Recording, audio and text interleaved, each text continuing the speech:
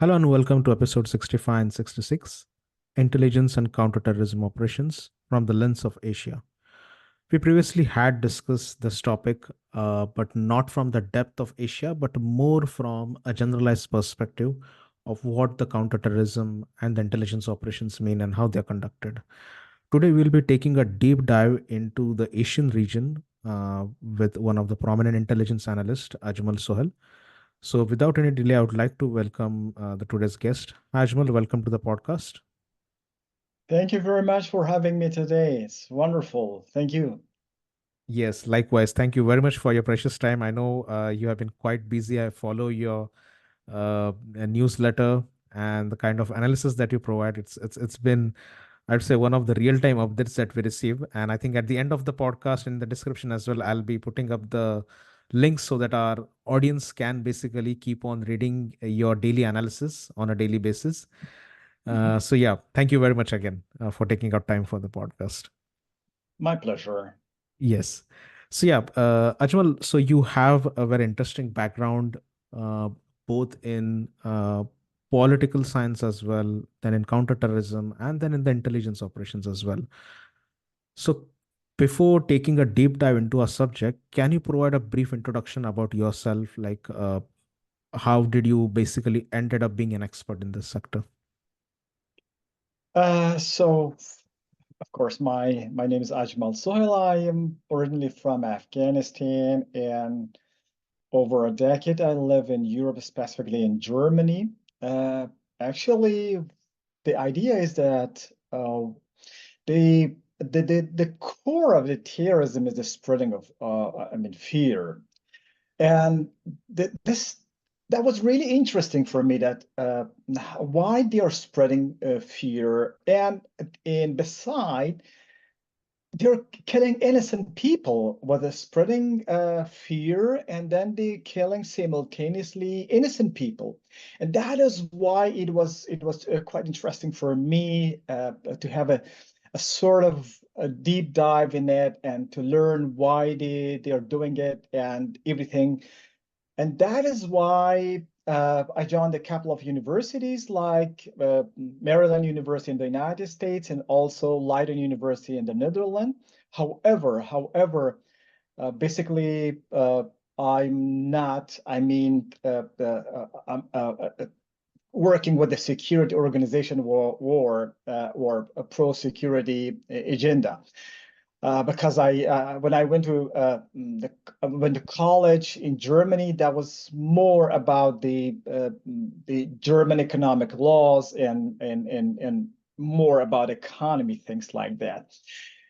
But the idea is that the I joined these courses to know that what is really going on with the terrorist organization. So, and then it was really interesting to know about the five waves of the terrorism. So the first wave of the terrorism, which is called the assassinations, or that was really an idea of how in the 10th century they tried to assassinate the people like target killing Yes. through, for example, giving them drugs, things like that, to brainwash them and then make them ready to kill himself for a cause or kill some other people for a cause. And then, of course, there are other waves, and after that, like link wave of these terrorism, then the right-wing terrorism, and then we enter, for example, the religious terrorism, and final wave, which is really interesting for me, is the jihadi terrorism, which is the final wave, which began actually with Al Qaeda. So, and that was really interesting. And that, therefore, I joined the university to have like a holistic and also academic research on it. And then, of course, doing some practical things, having like assets within the or cultivating assets within the jihadi groups and organization to get information and vice versa. So that was the things that I made my way to the counterterrorism, counter-violence extremism, counter-espionage, and also the geopolitics. Interesting. That's a lot of cross-functional areas that you have worked on. And I'm very much curious basically to know all this stuff, basically pulling out each and every thread and how we can unfold the kind of things that are going on in Asia. So we'll come to that part in the later part of the conversation. So also, as we are starting with this topic, can you give us an overview of the current state of counterterrorism efforts across Asia? So, to be very precise, the terrorism is really upsurging in the area. I mean, specifically in Asia overall, and specifically in South Asia, or which is also the Afghanistan, Pakistan, and some part of like India, and of course Bangladesh and Sri Lanka, and then we go to to Iran, and then deeper into the Central Asia, like Tajikistan, Uzbekistan, these countries. And there is actually there is a reason for that why the terrorism is more on surge or uprising a lot, because the counterterrorism efforts, they are bleak since the U.S. withdrawal from Afghanistan, or from South Asia, you can call it, in even less interest in Middle East, and therefore the counterterrorism efforts in across Asia is a little bit bleak, or you can say that we haven't managed to get a proper result out of the counterterrorism. And the idea is that why the Americans, because and you know that in 9/11, when it happened, the U.S. tried to engage in counterterrorism and counterinsurgency as well, because of the Twin Towers were attacked by Al Qaeda, or groups like Al Qaeda, or there was a joint effort from the different organizations as well. And that is why the U.S. was in Afghanistan, or the U.S. deployed forces in Afghanistan to counter these terrorist organizations, mainly operating in Pakistan, Afghanistan.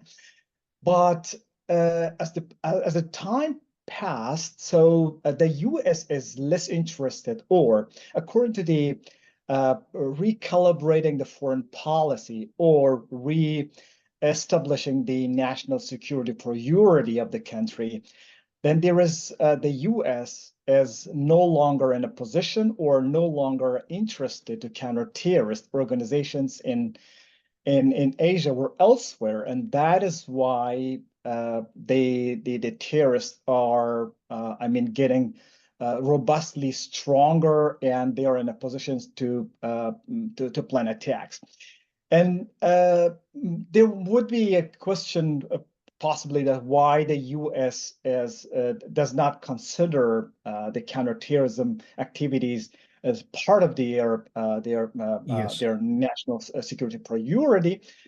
As I have read the whole strategy of the U.S., it is basically they think that we actually divide the threat into three categories, or three phases. One is the perceived threat, and then we have real threat, and then we have existential threat. From the American Yes. point of view, the terrorism is no longer a real threat for the United States, and therefore they don't want to counter it. It is a perceived threat. Perceived means it may or may not. Let me tell you what is the difference between the perceived and real threat. The perceived threat is, for example, you would like to travel from Italy to, for example, coming to or going to Turkey with a boat, and then or with a ship, that someone will tell you that there would be some sort of storm happening, and down the road you will be killed. This is a perceived threat. But Yes. existential, I mean, the real threat is if someone tells you that you're going by this ship to Turkey, and along the road there are the maritime terrorist organizations on the way, and they are ready to attack you or to attack the ship, and they have this and this weaponry, and if you still move on, it means the threat is real and you will die because it is real. And that is why, from the American perspective, the terrorism today is no longer a real threat for the national security of the United States, and therefore they don't want to counter it. And coming back to the Asia effort, and then when the United States is not interested in counterterrorism, then this effort across the Asia is a little bit bleaking. Interesting. No, these are the very great insights. I mean, the kind of background that you mentioned, even I was not aware the kind of, terrorism thinking or the policy shift that is happening basically on the different countries and especially in the United States. So, just to take a step ahead, what are some of the major terrorist groups operating in Asia, and how have their tactics evolved in the recent years? Uh, so basically, we have three type of terrorist organizations. The first is, of course, the international terrorist organizations like Al Qaeda or ISIS. Yes. They have a global agenda and they have international participations across the world. And of course, there are differences between the Al Qaeda operations and Al Qaeda, I mean, ideology and also the ISIS ideology, or their warfare strategy is a little bit different.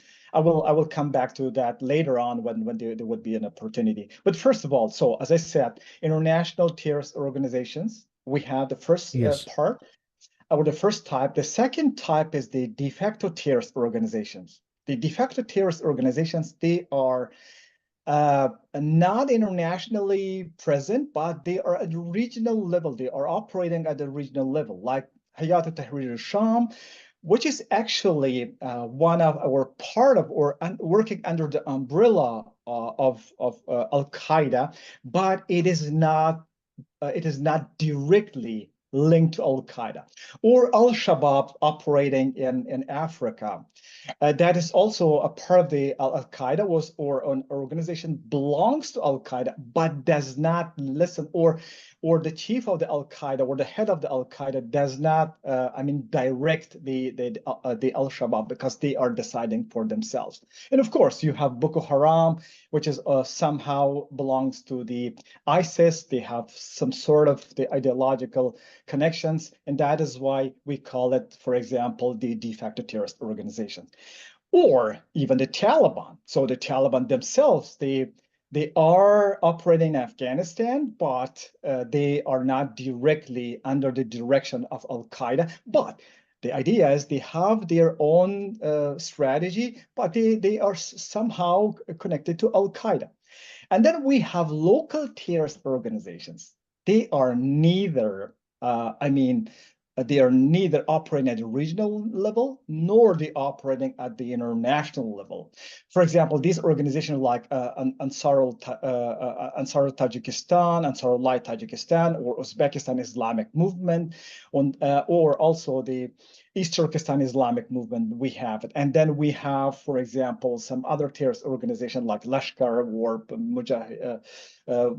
Jihad Islami or other groups. They are operating at the local level. So for TTP, it is not interested beyond the border of Pakistan or any other country. Or for the Turkestan Islamic Movement, they are more interested in Uyghur region to operate. They are not interested elsewhere. And of course, like the Ansarullah Tajikistan, they're interested to operate in Tajikistan. But however, they are operating at the local level, but they are somehow connected to either Al Qaeda or ISIS, or their leaders or some of their prominent members.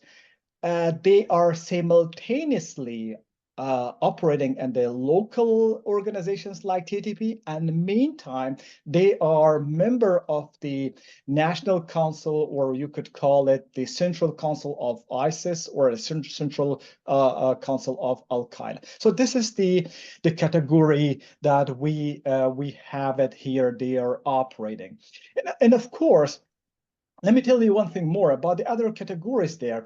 We also categorize these organizations in three more groups, like psychological terrorist organizations, or then Yes. tactical terrorist organizations. Then we have ideological terrorist organizations. The psychological terrorist organizations are those who are, from psychological point of view, they are opposing a government or a part of a government or whatever. But then we have, for example, the tactical terrorist organizations. They are neither psychological, neither ideological, but they are like proxies. Some countries or some intelligence organizations or networks in the world, they are trying to deploy some specific organizations or specific networks for their tactical interest, and that is called the tactical terrorist organizations on the behest of, for example, CIA, on the behest of MI6, or on the behest of whatever like intelligence, you name it, intelligence organization. They are operating in one or the other country. For example, during the Russian presence, or during the Soviet presence in Afghanistan, some groups were operating, some jihadi groups were operating in Afghanistan against the Russians, but they were for the tactical interest of the United States, and they were operating in Afghanistan. And then we have, for example, the ideological terrorism, which is the really, really, I mean, dangerous form of the terrorism, because they are applying and employed by the ideology. So we have different kind of idea, whether this ideology is a communism is an ideology for them, or Islam is an ideology, like Salafism is an ideology, or maybe a Hinduism is an ideology, or Buddhism an ideology, or whatever you name it. When some groups are operating in the name of ideology and they're ready to kill some people and to be killed, that is the more dangerous form of the terrorist organizations. And that is why there's a need for a long-term cooperation to tackle it down. Then coming back to the terrorist organizations in the region, specifically in Asia, which is the strongest one, according to the research and information, both hybrid information, whether it is through the research or whether it is through the assets are operating, the information which I have been collecting so far, it shows that the strongest or the robust and a very how can I say that dangerous the terrorist organizations in terms of the strategy, policy, and warfare operations, in the number of the people. I think the ISIS-KP is the strongest one in Asia. And why it is the strongest one? Because they have enough fighters, and not only fighters, they have enough funding for. And the most important thing is not only the enough funding or people are necessary, but what is more important is the warfare strategy, or the warfare of this organizations. So I could call it that they have like a number of the new warfare strategy. The first is they are like attacking economic infrastructure. You say it even in Afghanistan and Pakistan or Iran, they are trying to attack the economic infrastructure of a country, whether it is in whatever country is.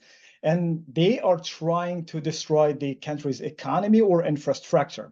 Then they're trying to kill the high-profile peoples, because the former strategy or the former warfare which the other terrorist organizations were focusing on They try to kill the innocent people when someone is killed, and of course, then there would be some pressure on the government because the people will rally against the government, telling you are not ready to take some measures or prevention measures that you stop the terrorist activities, and therefore they want to kill as many as possible, like innocent people or low profile people, so that they encourage the people or the population, the public, to stand against the government. But in terms of like in Afghanistan or Pakistan or Iran, it does not work because in Afghanistan, it's not possible when you try to kill the innocent people, and then you expect that the people will uprise against the government, and then there will be a change from within. That's not possible in Afghanistan, and not in Iran, and also not in Pakistan. And therefore, they changed their strategy to kill the high-profile people within the system that to have a real, I mean, effects on their result. And of course, then we have like in the past, the terrorist organizations were only focusing either in an urbanized terrorism or a ruralized terrorism. But this organization is doing some urbanized terrorism. They're doing some terrorist activities within the smaller or bigger cities, and then of course they are in the villages and remote areas as well. And there was one more interesting thing is the international representations. They are attacking, for example, embassies. They're attacking, meantime, like hotels where the foreigners are operating or staying, and they are trying to put pressure because as many foreigners or international representation are killed or intimidated, so they will not participate in that country for any sort of whether it is a diplomatic activity or political activity or economic activity. And the other most important thing is the ISIS-KP, or the ISIS for Khorasan province, is able to launch cross-border terrorism.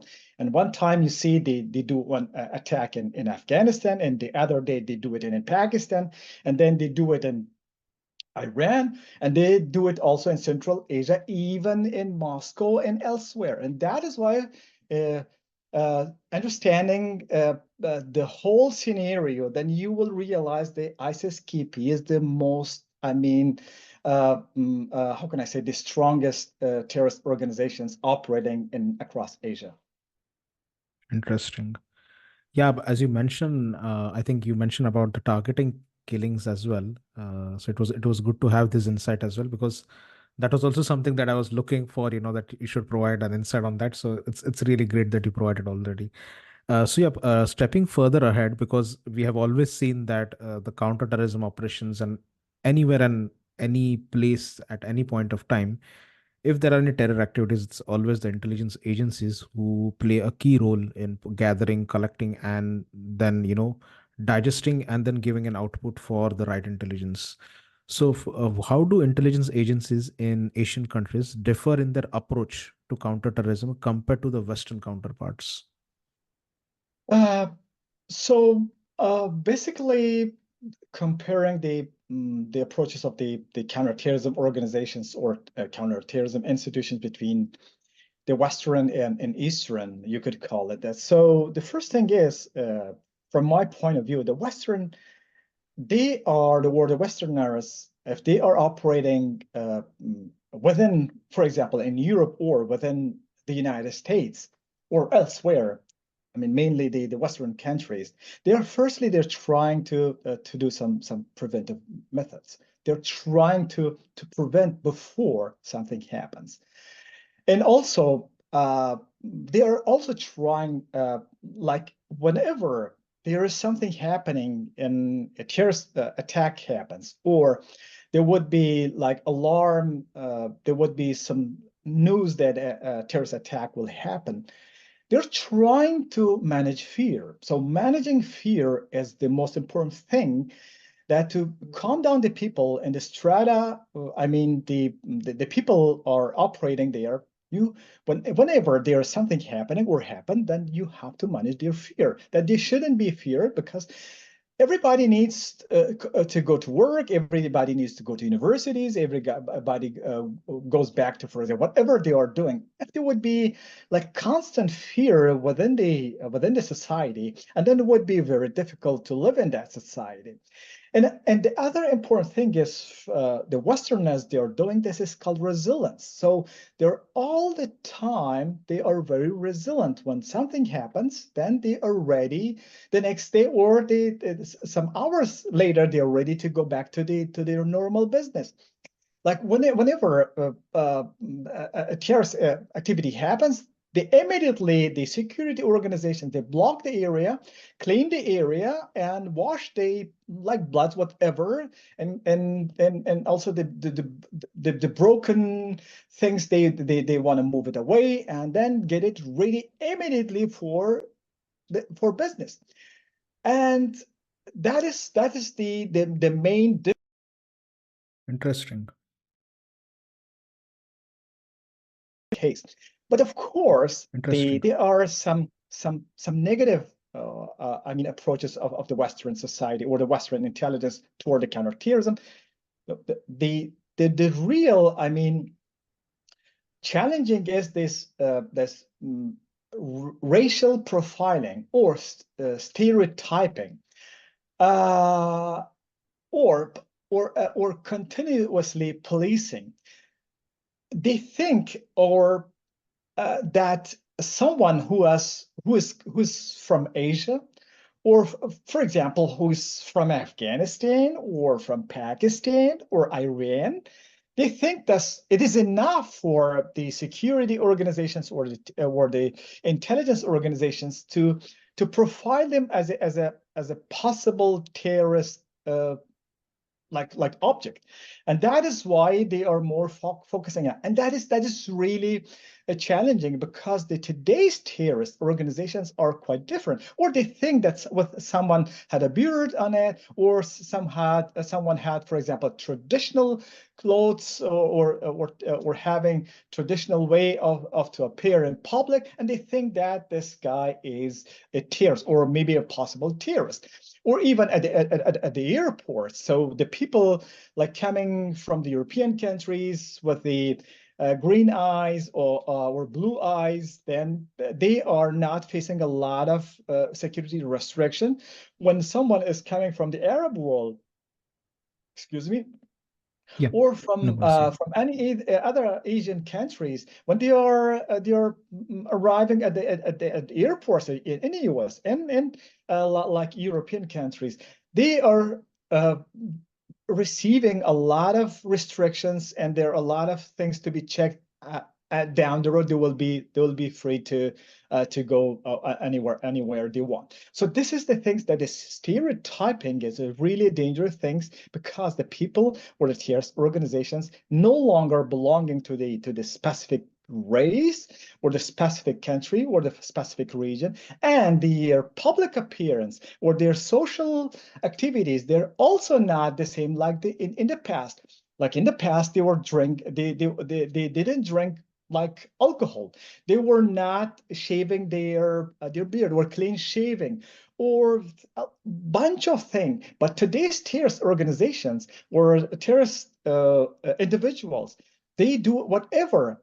They do it for a cause because they are told, they're trained, they're indoctrinated. So you have to be the same as the rest of the society, so that the police or the counter-terrorist organizations will not point you out that this guy is possibly or probably be in the future a terrorist person or a terrorist activist or whatever.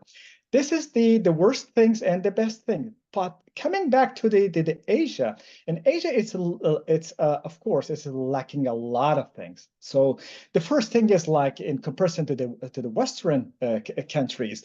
So the Western countries, they are trying to gain information through whatever means. Whatever means I mean is that from when we are categorizing the top three or the top five, the intelligence organization in the world, the first thing is the like coming to my mind, the CIA, then coming to my mind, Yes.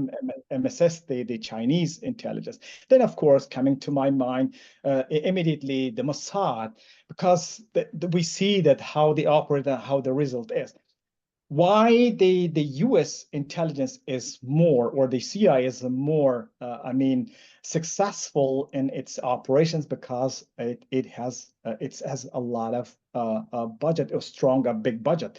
So of course it's still not clear, but there are some understanding. Some people say that they have like over $50 billion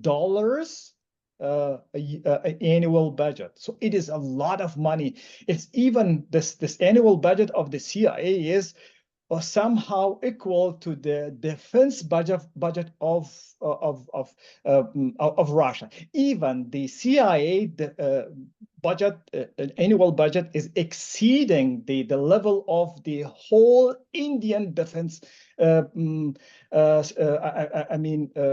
So that is why they are very good enough, because they spend a lot of money. And the other thing is, like, the Chinese one is the best one, because they have a global access. They have global reach.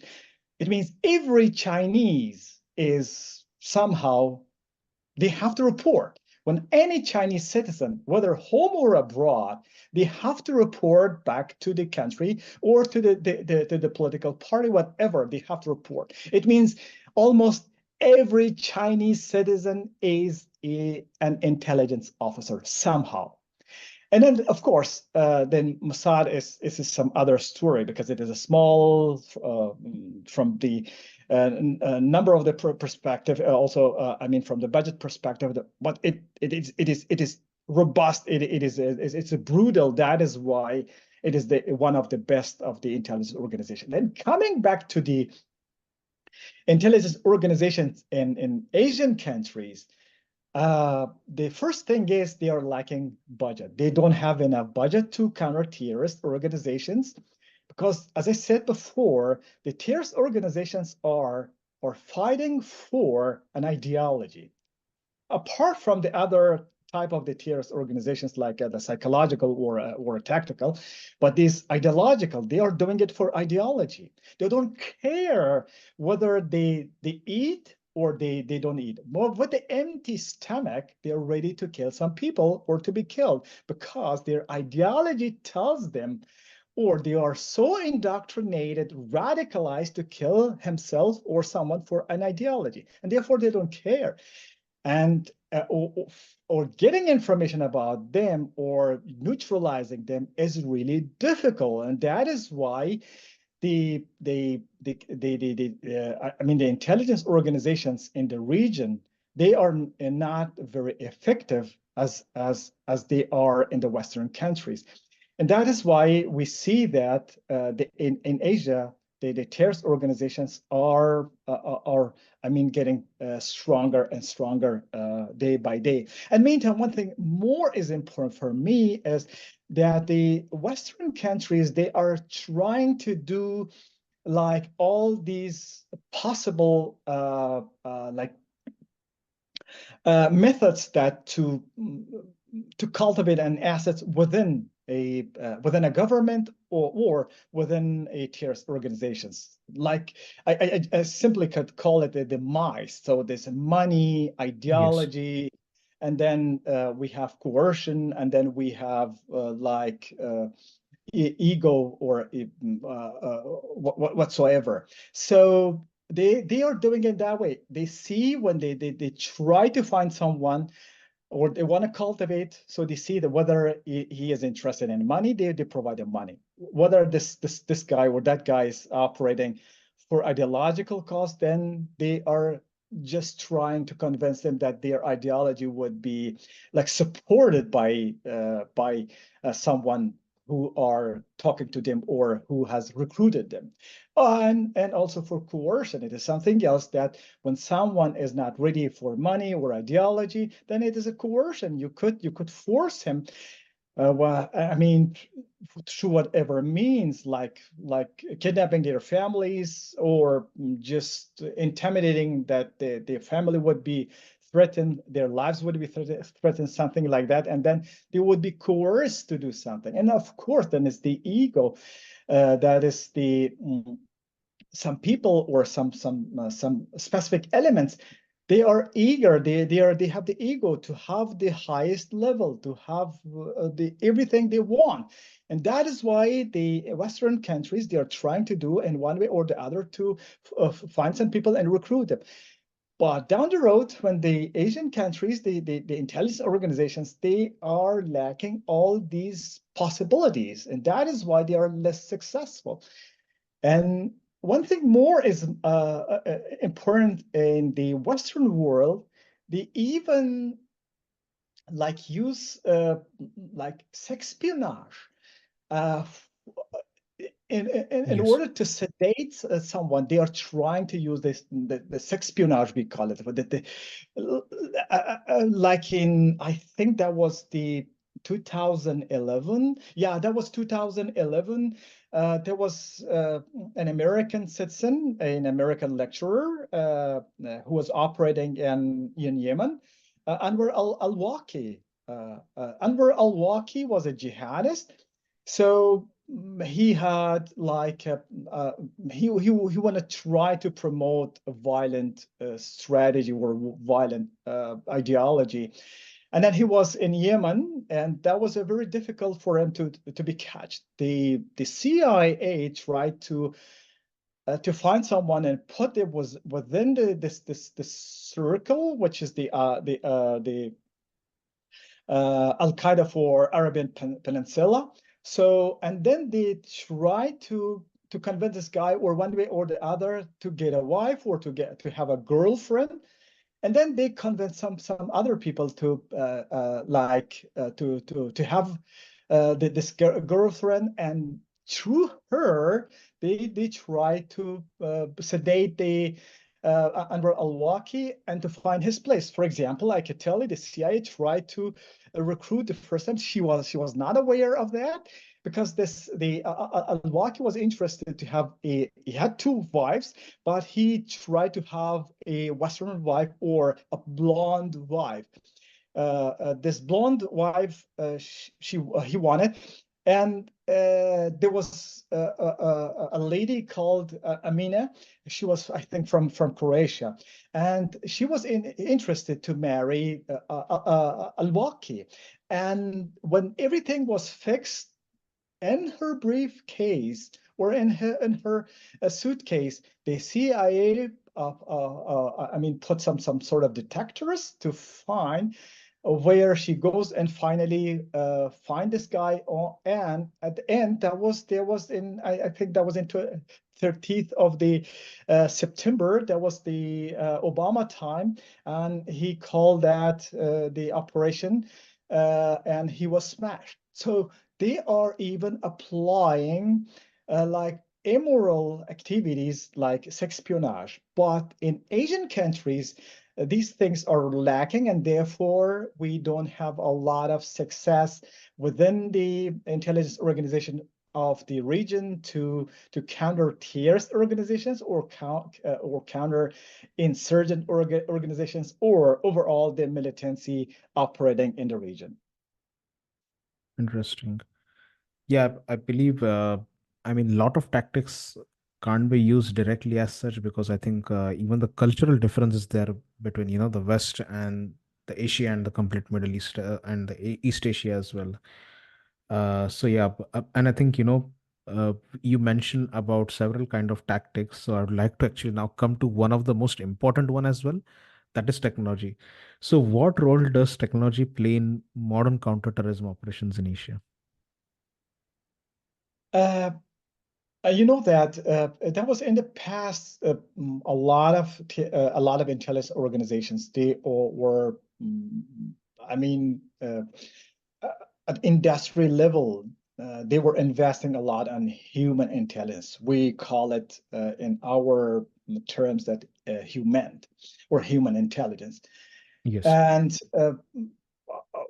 that was the time this human intelligence was very important, after the Second World War, when the World War happened. So or before that, they are trying, like we had the top intelligence organization at that time was a KGB and also CIA, and partly MI6 was operating or they were collaborating.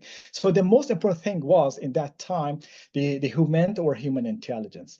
But after the Second World War, and then came the SIGINT, and also came the GINT. I mean, SIGINT is signal intelligence, and also GINT, Yes. geospatial intelligence. The idea was that the U.S. Was trying to use to maximize the result of their operation to I mean to greater level, because they had enough funding for, and they tried to do some sort of research, and down the road they were able to be operable. And then of course, if you see that, if you go to Berlin, and there between the East Berlin and West Berlin, the U.S. SIGINT, or the Signal Intelligence Organizations of the we call the NSA. Then they are trying to establish a place where just near to the Eastern Berlin, and they were able to hear what is going on in Eastern Berlin. And at that time, the Soviet Union was not in a position to modernize their tactics or technology, because they were lacking funding. On one hand, they fought a long war. They had less, I mean, human resources, and meantime the other resources. And the other problem was that the cost of the energy, or the cost of fuel, they were selling at the international market to run their government and to run war in somewhere. That these costs were, I mean, that was reduced, and that was systematically by the U.S. They tried to damage their revenue. Down the road, they will not be able to compete with the United States. And then they lost this war because they were not in a position to compete in whether it is arm race or what is a technological race. And from that time, the intelligence organization of the world, I mean, the biggest one, they understood the significance of the geospatial intelligence, also the SIGINT intelligence, or the signal intelligence. Yes. Unfortunately, in Asian countries, that is a little bit lacking, because if you see that they are even unable to filter. Some organizations are like online radicalizing. That is, the thing is, because the terrorist organizations, they are also one step ahead. They use blockchain technology, which is a little bit or even difficult to manipulate or to get in what's going on there, because this blockchain technology, they have a one censor. Even everybody, when they are operating or they are managing this technology, even they themselves are not able to go against something like we see that the ISIS, they put like some of their digital products on blockchain to be sold or to collect funding for, and they do it. Even the centers, they are not able to remove that, because it is impossible. This is the method how the blockchain technology works. And then, of course, there is the darknet. So the counterintelligence organization or the counter-terrorist organizations in Asian countries, they don't have even this technology to find out who is communicating with one another in the darknet. The ISIS specifically, or maybe the Al Qaeda, they have their own platforms on the darknet. specifically, even they are operating in European countries. The ISIS, they have their own platform, they do it yourself. This do it yourself, if you go to the darknet, they with the different modules, they provide enough information that someone should be radicalized or could be radicalized online. And even they tell them, or they train them, and whatever means that, or there are even information that how they make a bomb, or they produce a bomb, or how they are able to buy guns, or whatever. So these things are possible in darknet, and that is why this is not possible in Asian countries, to block it or to curb the activities within the darknet. And that is why the intelligence organizations, they were not, very effective. And meantime, these terrorist organizations, they even use like the classical way of intelligence collecting or exchanging information, like dead drops. Back during the 90s, or during the 90s, yeah, even from 1950 or 1945 or 1948, they started some of the intelligence organizations to exchange information between their assets, and also the person who is running these recruitee.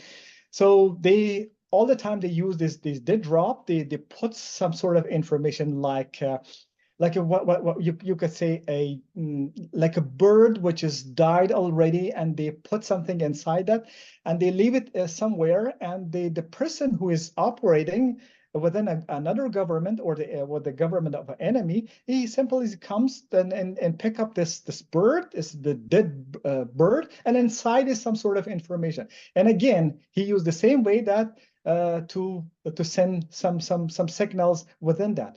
And that was the way that they were operating, because the drop is nobody's interested. When you see Yes. a dead bird is on alongside the road, or in a park, nobody will touch it. Or they put Yes. something like a very disgusting thing somewhere, and nobody will interest. Only the people are interested to take it.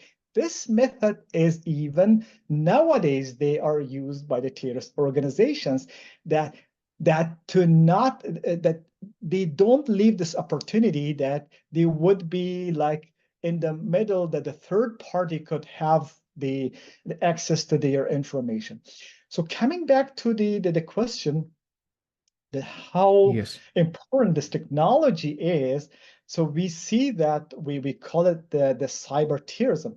For cyber terrorism, to block it or to counter it, technologies are the most important thing, because it's from one point you could collect enough information about it, because most of these organizations, they are collaborating with each other, or they are exchanging information, whether it's the darknet, whether it's through the blockchain technology, whether it is the like public web, and a private web, they are doing something, and they are exchanging like EMINT. We call it EMINT, the imagery intelligence. The imagery intelligence, whether it would be like a video they are exchanging, or there would be like a sound clip they are exchanging, or there would be some pictures are exchanging with each other. So if you have this technology, then you could have hand on net what is, for example, between what is exchange on the public net, which is like in a Google or Yahoo, whatever.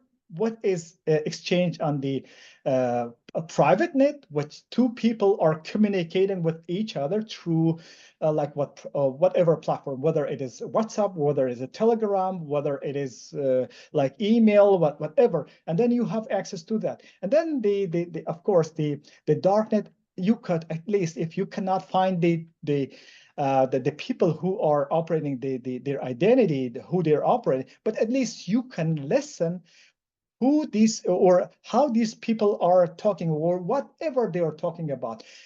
And you could somehow infiltrate the system, and finally you could get them. And you see that in comparison to the Asian countries and then to the Western world, why in the Western world less terrorist activities are happening? Because they are able to simply enter where these dark things are operating.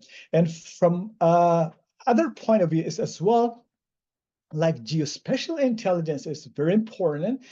If you see for example, on Facebook or on a Twitter, a picture that someone is kidnapped or the terrorist organization kidnapped someone, and they have their